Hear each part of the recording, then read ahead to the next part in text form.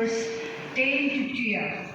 Here, actually today is a Sunday, so we came to honor and worship our Lord.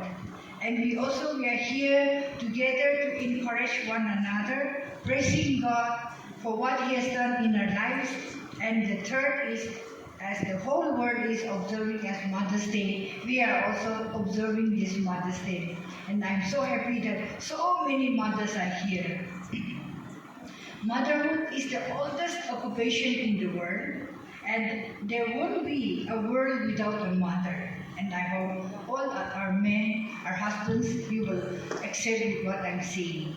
And when we talk about mother's love, when we talk about this mother's love, it will depend upon the different stages of life and then the different degrees of this love. Because when we ask to a 4-year child about the mother's love, he or she can say that my mom can do everything. In the 4 years old, the child will say, my mom can do everything. And then when the child is 12 years old, when we ask the child about mother, my mom does not know everything. Somehow she knows, but everything she does not know. And 14 years of a child, he or she will say, my mom does not know anything, because we know more than her. Then 18 years of a child can say that my mom is outdated, she is backward. Then when we ask 25 years of a child, he will say, my mom knows few things. And 35 years old, at that age, they will say, before we decide, let's take mom's opinion. That kind of expression will come. And in the age 40 years, I wonder whether mom will feel it or not, whether mom will accept it or not. Those kind of expression we can hear. And in the age of 65 years, I wish I could talk to my mom just one more time. I wish I could talk to my mom just one more time, because she's no more. And I hope this morning, some of us, we are having that feeling because your mom is not alive this morning. You are missing your mom this morning. But this is how our life happens. Everybody, we have to live one day or the other, not only our moms. So like the British secretary says, the young child's hunger for his mother's love and presence is as great as his hunger for food. Her absence is inevitably creates a powerful loss and anger. So that the British secretary's statement is there. And again, a Jewish proverb says, God could not be everywhere, so God created mothers. This is how the Jewish proverbs goes.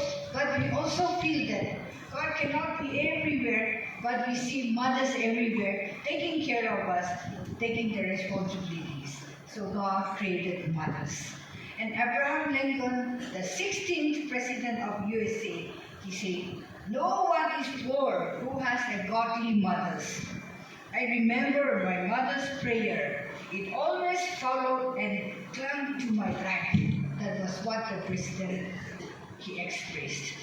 So, Proverbs 31 verse 10, it is about a mother of noble character who can compare more than the jewels, more than the precious stones. A noble mother, the word of a noble mother. A wife who is more valuable, the mothers.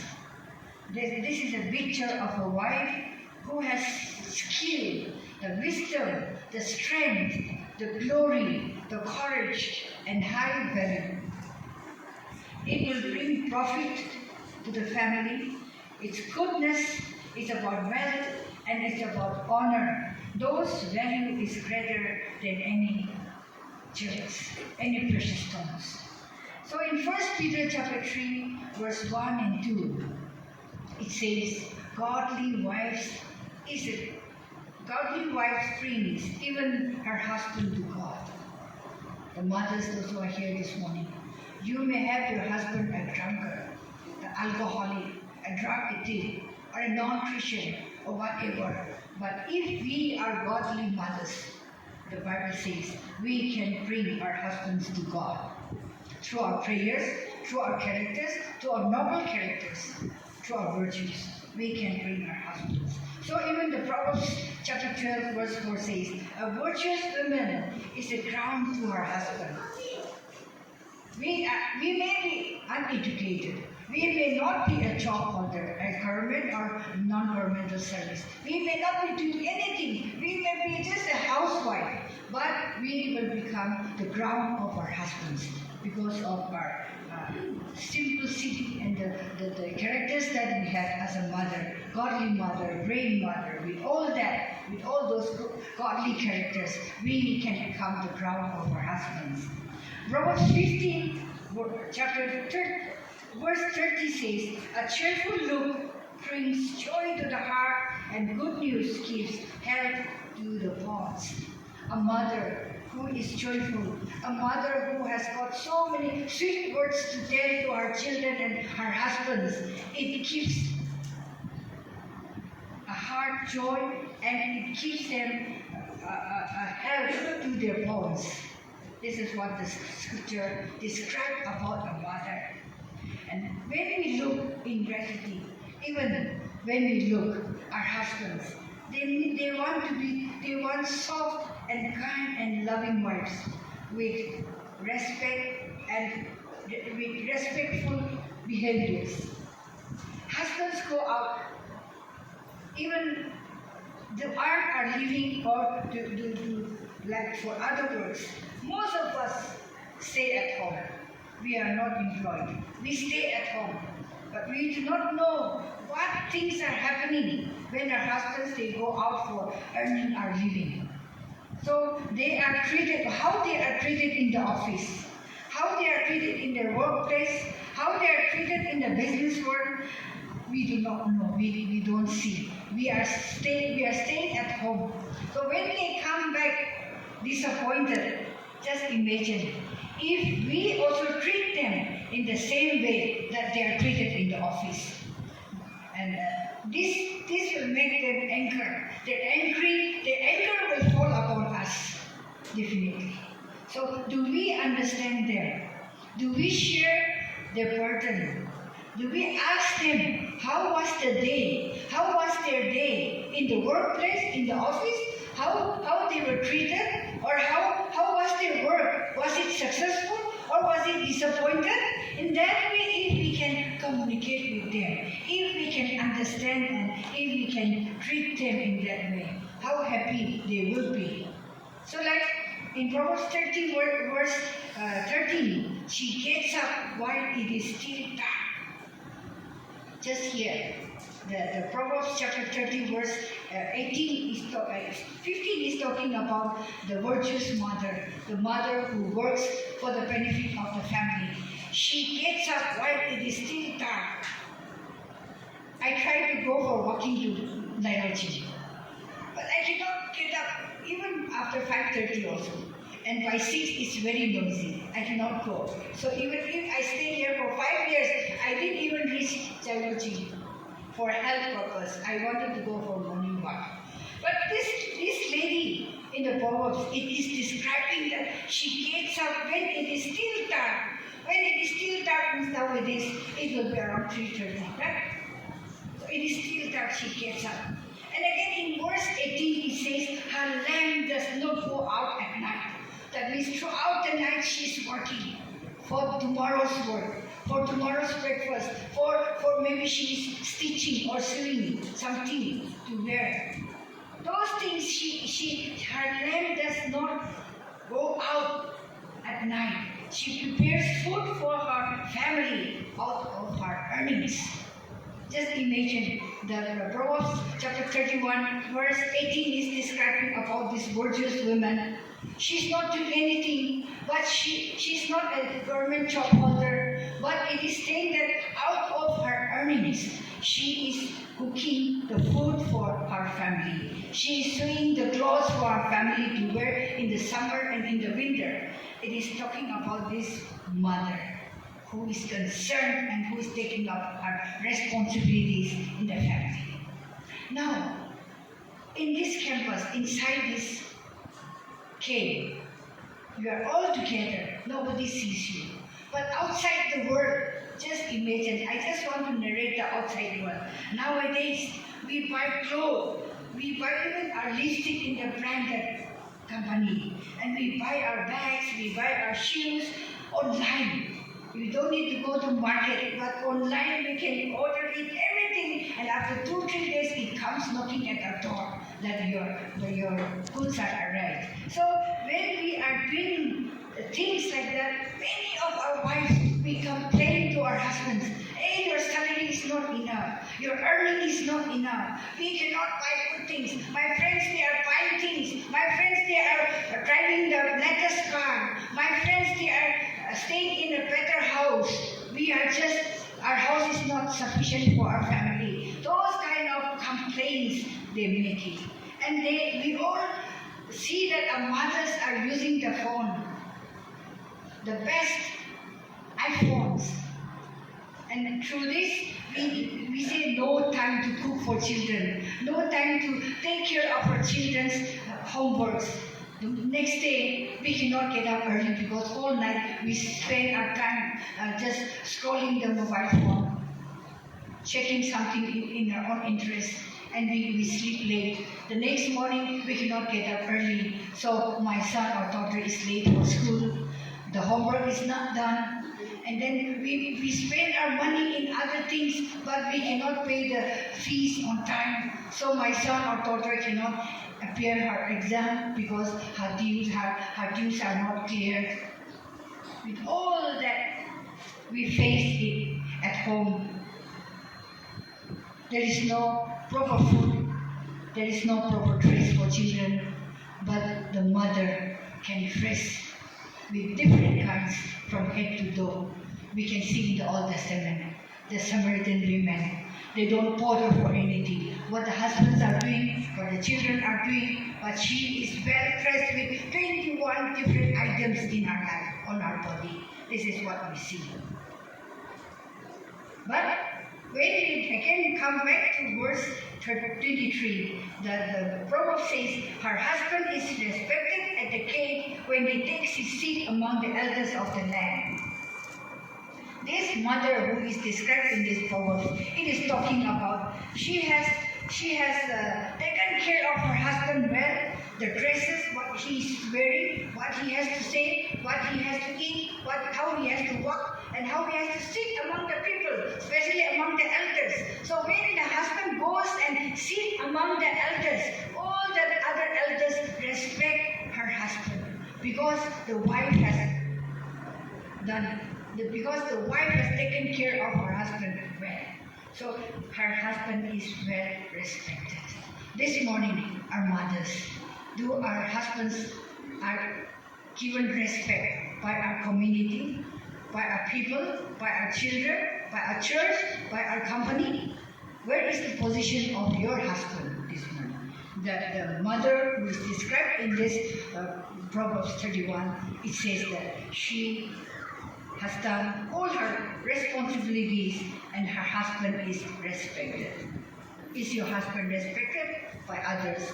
Is your husband dressed properly? Or is your husband going out to the work without button, without properly chained up, with a torn armpit? We have to think it properly. Again, when we check Proverbs 31 verse 24 to 25, she makes them linen garments and sells them and supplies to the merchant. She can laugh at the days to come. She is like a very prosperous mother. She can do all those things which can bring a laughter in the days to come. Today, when we see in the outside world, the mothers, here and there we can hear that. The mothers are joining the network because the world is very small, it's a global village. Multi-level marketing has come to our place at our doorstep. So many of the mothers are joining in this network. And then we are throwing our money there, but it never returns. And no gain. Instead of full of debts, we borrow money, along with our money, we borrow the money and we throw in this network, but it is not returning, so we are full of debts. and then the days are uncertain. For these purpose, her days she can love, even though she cannot see her days, she can love and wait because she's well prepared. But today in our life, in our day-to-day life, when we see so many of our mothers, we are crying, we cannot stay, we are disturbed because of our work, because of our foolish works. See, the mothers, they are full of deaths. Mothers are crying instead of laughing. And we have divorce because of dues. Even the family, husband and wife, they are broken up because there are so much dues. Their house is sold, or it is taken away by force by the people who has to get money from them. And then the children discontinue their schooling because their fees are not paid. There are so many young wives having extramarital affairs when their husbands are away. These are the problems that we face. Especially since I'm from Nagaland, I want to quote one story. That is a very fact story. During the Kargil War, many of the mothers, they prayed for their sons. Oh, my son is in the forefront war, fighting. Please save my son. The mother-in-law is praying for her son. The daughter-in-law is again having extramarital sex, having an affair. And when the husband came, saved by the grace of God, the woman is pregnant. Because of that, the house was broken. The husband and wife, they have to divorce it. This kind of so many problems are coming. So King Solomon also in the Bible, King Solomon revealed that bad character of a wife, especially a quarrelsome wife. Proverbs 21:9. A wife's argument is like an unending tree. When the rain does not stop, it keeps on tripping. Like that, a quarrelsome wife in a house, it is compared with the non-stop tripping of this rain. Again, in some Proverbs 18 verse 13 also it has mentioned. And it is mentioned that in Proverbs 21 verse 9, better to live in a desert than with a quarrelsome and ill-tempered wife. Instead of staying with a wife who always quarrel and who is with ill-tempered, getting angry, shouting, out here and there, without any solace, without calmness. Instead of staying with that kind of wife, it is better to live far away in a desert. This is what the Proverbs also says. And in Proverbs 12, verse 4 says, a disgraceful wife is a decay in the bones. When we have TB or when we have cancer, it's decaying. We can't see, but it's decaying inside our body, our bones. Like that, it is compared to a wife who is disgraceful. Even the Song of Solomon is referring to a wife. But this morning again, I want to tell. In Proverbs 31 verse 11a, it says, the wife is trusted by her husband. Trust is one of the noble attitudes in building the strength of the household ark. We have the household ark, and it is the trust that builds our household ark. A wife believes in her husband. On the other hand, a husband believes in his wife. No matter how far we are, I'm sure most of the wives, you are here, your husband is posted in different places, far away or nearby, but you are not in one place. But you trust with one another.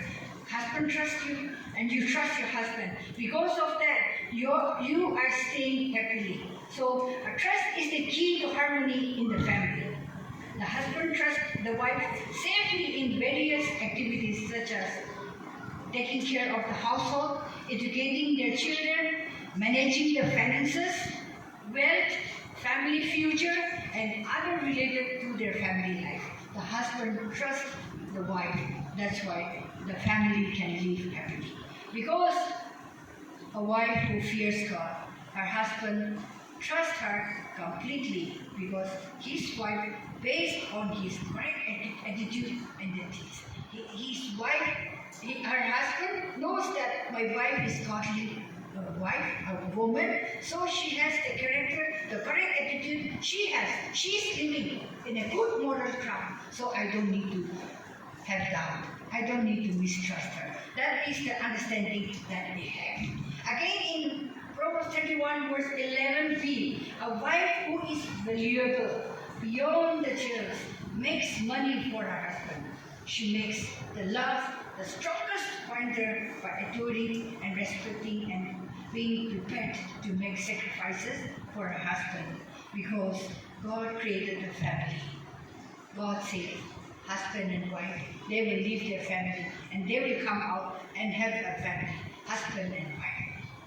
This is the commandment that is already written in Genesis chapter 2, verse 18. And that's how we exchange the vows between the husband and wife. So the woman takes care of their children and husband's needs, which gives the husband peace of mind. And God's love is a home for children, spouses, and wives. And in verse 12, do good to her husband. These particular words, verse 12, do good to her husband. It gives more evidence of the wife's contribution to her husband. She does him good and no harm all the days of her life. Not only 1 day or 2 days, not only 1 month or 1 year, but all the days of her life. She does good to her husband and to her family. The good that she does him include not only the material benefits, but also moral and spiritual blessings the mother or wife can give. All the days of her life here, this phrase demonstrates a lasting marriage. It blesses her husband and family not just temporarily, but for the rest of her life.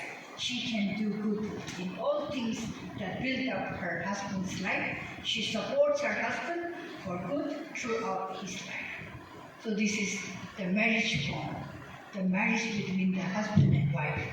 The vows that we have taken, it's not only for 1 day, not only for a moment, not only for the good moments, but whether it is good or bad, in health or in suffering, until death depart them. This is a vow that the wife and husband has taken. So she builds up her family with this, not temporarily, but until her life is on earth. She has that love for her husband, for her children, and for her home. And in verse 28, it says, her children arise and call her blessed, and her husband also praises her. It is very difficult in this generation to get such kind of a mother who is praised by her children. Many times when I go and attend in the youth camp, the youth, the young boys and girls, they'll come for counseling and they will cry, they'll shed tears. And they'll say, Ma'am, you please pray for me and you please pray for my mother, because my mother, instead of controlling my father, she will go and drink and she will drunk and she will come home. And my father will come and they will quarrel all night. And in that kind of situation, we don't want to stay at home.